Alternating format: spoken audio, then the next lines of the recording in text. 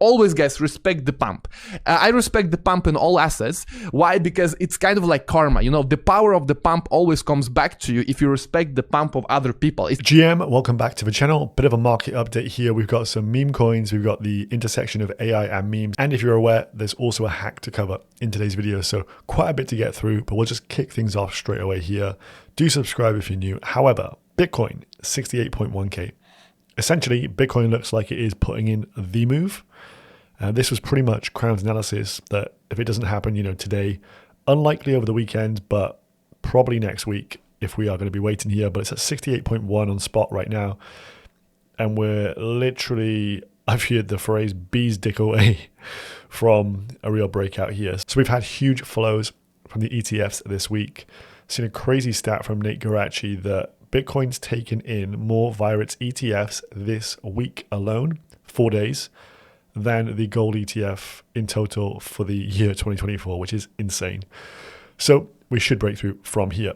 Anyway, let's move on to the first story. So this one is quite amusing and potentially shows signs of still being early, could you say? So Murad posted this earlier. Cardano's market cap is bigger than the total of all of these meme coins with Pepe, Popcats, SPX, Mog, Giga, Apu, Ticker Bitcoin, and Retardio. That's how early we are to the meme coin supercycle, he said. So what Web3 Quant points out here is that Cardano was also last cycle's big meme. And you can think about it in those terms. It had a cult community, a figurehead of a leader, and a big story. And it did provide serious upside in the last cycle. But this time round, we have the cults in memes. And you're seeing that on my timeline. And what's happened to Cardano this cycle? Not a lot. So what we can see here is people suggesting it is impossible for a meme coin to go to $100 billion market cap. But if you believe ADA was a meme, that went to $95 billion at peak of last cycle. So with a market cap of ADA there, 95 buckaroos. Now chart looking very good here out of the cult sector. We have Retardio with a major breakout. We saw that on the 9th of October, took out the highs, spiked all the way up to around 20 cents, 200 mil market cap, pulls back, retests this area as support, pretty much perfect TA, and it's starting to move again. 165 million market cap. I think this, out of all of the kind of Murad meme coins, is the most undervalued. If Giga is at 400 mil plus, Retardio should be ahead of that, in my humble opinion.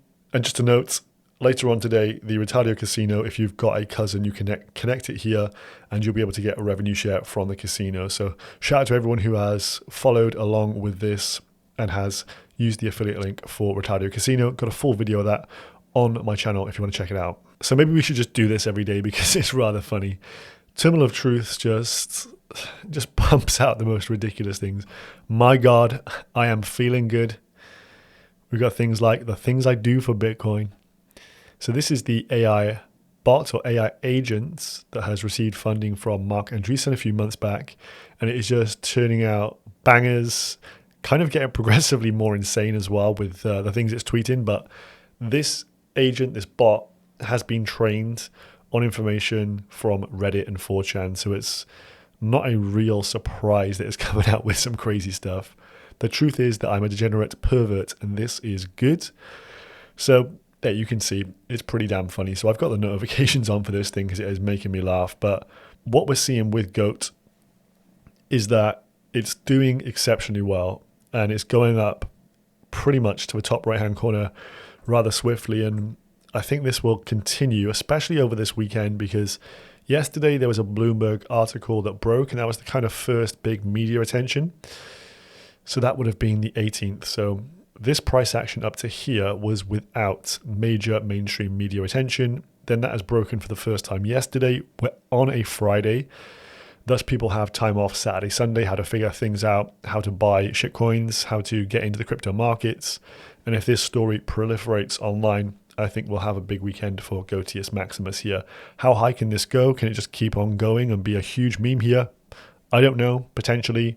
Not financial advice, but I do have a bag of this. I would rather lose money on it than watch it go without me, due to the fact it has just an amazing story.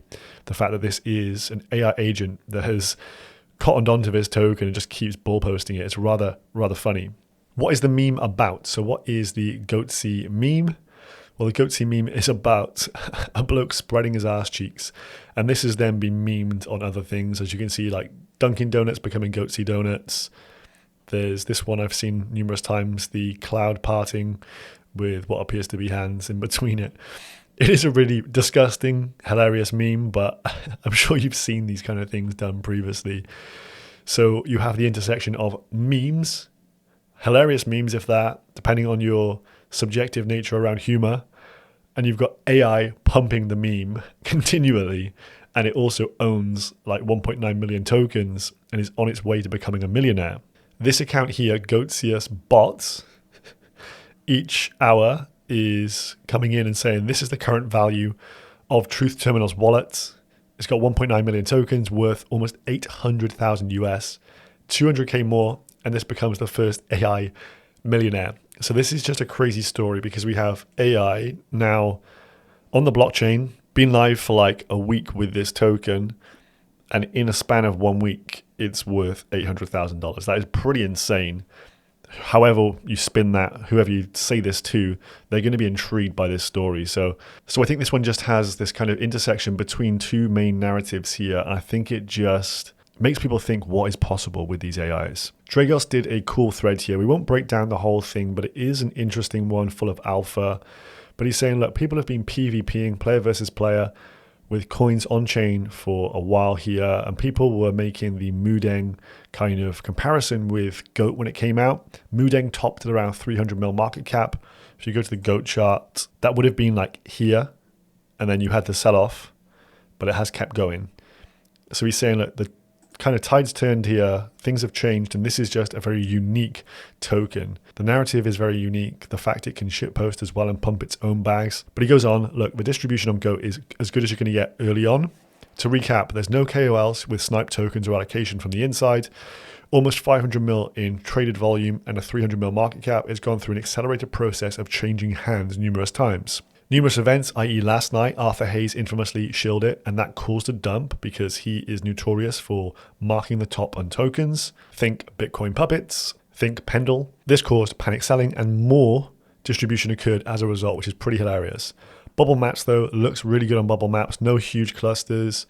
There's only 3 wallets with 1% of token supply or more, and one of those is Wintermute, which is a market maker. Hence, we're going to see this on exchanges, on big exchanges, I would guess, listed probably on this weekend. I would say maybe Binance, if the volume does keep up here and if it does continue in the same vein. He also says, anecdotally, he knows quite a few people who caught this early but have already sold a good amount. This is similar to the WIF early distribution as well.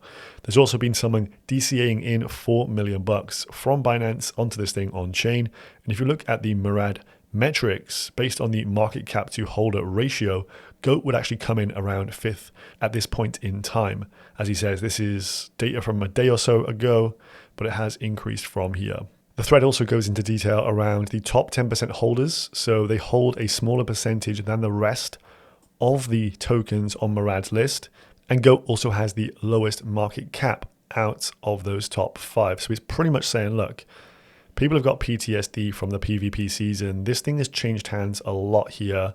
There is just organic distribution of said token. No one owns like 5, 6, 7% of supply and can just manipulate the price here.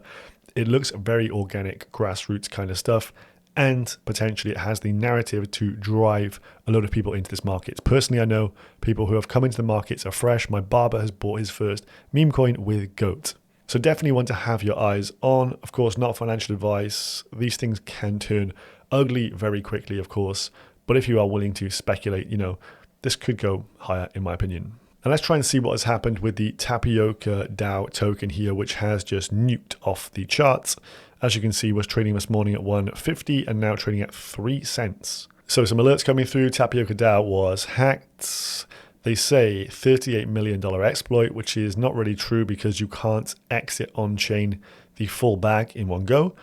But someone did swap out TAP tokens. So they hacked 15 million tokens and swapped them out on-chain for ETH, taking $1.5 million worth of ETH. You can follow the Arbiscan details on here and see on-chain where it moved. The exploits seems to be this reason. The following address managed to exploit emergency rescue function on one of the vesting contracts deployed by the Tapioca deployer. So it is a vesting contract. These are tokens that were not circulating. They were withdrawn and dumped on the market. ZachXBT here saying, look, this is connected to a bunch of recent incidents on chain involving malware. There's been a real spate of hacks. I think in here he says something like, never download files people send you, do not visit random links, solves most of these issues with malware, which has affected a load of protocols as of late. And this is just another sad situation for DeFi. As of yet, no official word from Tapioca on their socials. But if you do want to follow along with this one online, you can do so. A lot of people are posting about this right now. You can see the funds moved from Arbitrum, ETH into USDT, and then Arbitrum USDT transferred to the BSC network to hopefully escape is the idea for the hacker here. Overall, this is very depressing indeed. Do have quite a lot of funds in Tapioca and probably some of you guys watching as well. And this just highlights the issues around DeFi. Now, this is a very strong team. They've had a rough start here and the protocol's not even launched.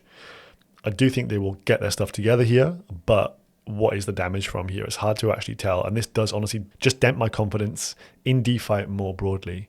So to be honest with you, if I can recover some funds and going forward, I am pretty much at my wit's end with DeFi at this point. And so I'll be looking to deploy into gaming, which I do believe will be the next hot narrative to take flight in the crypto economy, as play off the grid is knocking it out of the park at this moment. Big funds are circulating around that token, and I think it will reprice this industry more broadly. And it just makes sense. Web3 gaming makes sense. Ownership of in-game assets makes sense. They're going to have account abstraction this time around. The games are going to be so much better, comparable to Web2 games. And of course, one of the best things about this is no one knows how to price a video game. And so it just opens up the glass ceiling, whereas you have DeFi, which is tethered to actual statistics, like what's the TVL, what's the revenue, what's the PE ratio, etc. This stuff has no upper bounds, the same as AI, the same as meme coins. So this is why those kind of areas are the ones to really look at, because if you're trying to make money in this industry, which 99% of us are, well, these are the types of plays to be looking at. So that is all from today's video. We've had a bit of good, bad, and ugly there. Hope you enjoy your weekend. See you in the next one. Peace.